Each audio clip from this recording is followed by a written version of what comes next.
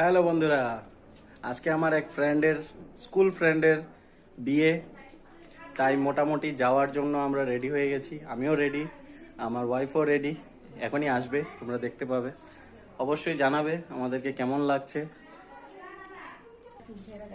এই যে দেখো কেমন লাগছে আমাদেরকে। হ্যালো, অবশ্যই জানাবে কেমন লাগছে আমাদেরকে। এখন আমরা রওনা দেব, চলো টাটা। এই যে আমরা পৌঁছে গেছি।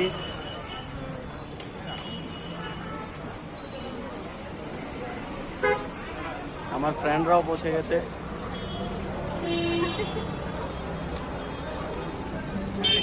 চলো আস্তে আস্তে আমরা ভিতরে ঢুকি।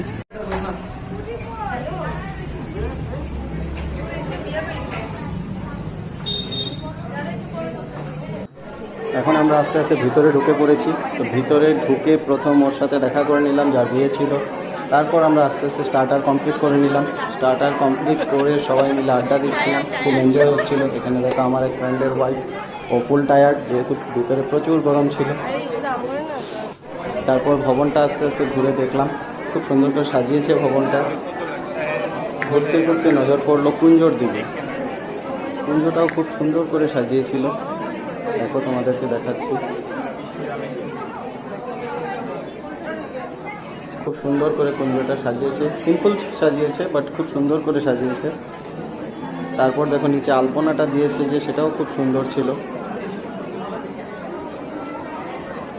এখন ওদের অ্যাকচুয়ালি বিয়ের লগ্ন স্টার্ট হয়ে গেছে।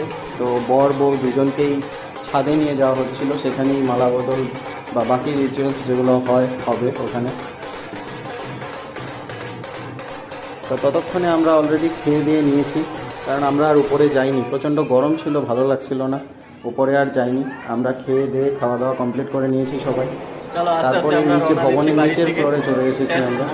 এখানে অ্যাকচুয়ালি ওয়েদারটা খুব ঠান্ডা ছিল, ফ্যান ছিল একটা, খুব সুন্দর ঠান্ডাই লাগছিল এখানে ভেতর থেকে। তারপর আমরা খেয়ে দিয়ে আস্তে আস্তে সবাই ফুল রেডি, অল্প রেস্ট নিয়ে এখন আমরা রওনা দিচ্ছি বাড়ির দিকে। চলো কেমন লাগলো জানাবে।